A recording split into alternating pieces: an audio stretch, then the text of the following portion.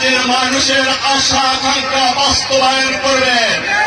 আমি বিশ্বাস করি কালীগঞ্জের মানুষ, সাধারণ মানুষ, ব্যবসায়ী, কৃষক সমাজ, এদেশের খেটে খাওয়া মানুষ, কালীগঞ্জের খেটে খাওয়া মানুষ চায় তারেক রহমান ইনশাআল্লাহ সেইটাই ঘোষণা করবে।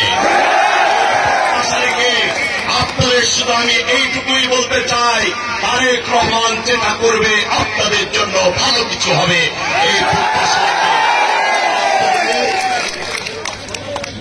আপনাদের সকলের কাছে আমার আহ্বান থাকবে, আপনারা সংগঠিত থাকবেন, ধানের শীষের পক্ষে থাকবেন।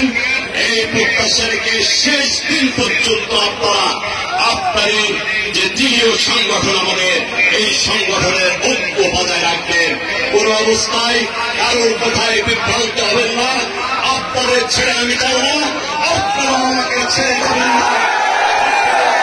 বিপদে আপদে আমি আপনাদের পাশে ছিলাম, পাশে থাকবো, এই প্রত্যাশা রেখে এখন আমরা মিছিল বের করবো।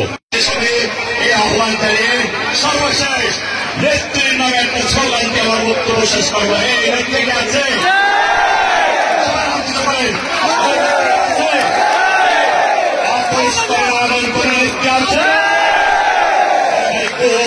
সেই নেত্রী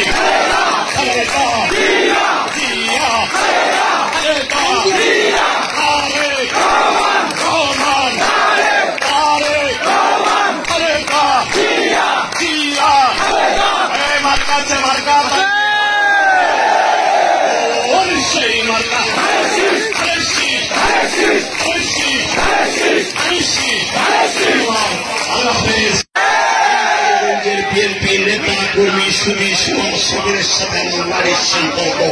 আমি বিশ্বাস করি নির্বাচন সংগ্রামের মধ্য দিয়ে আমার বেড়ে ওঠা, আমি আপনাদের মাঝে বেঁচে থাকতে চাই।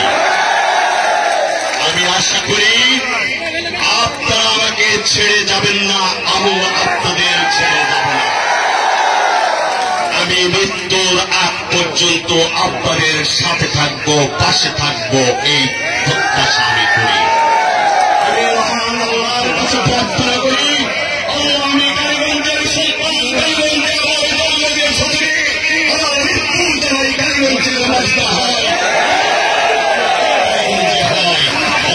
আমি আপনাদের ছেড়ে যাব না। আমি আপনাদের উদ্দেশ্যে একটি কথা বলতে চাই।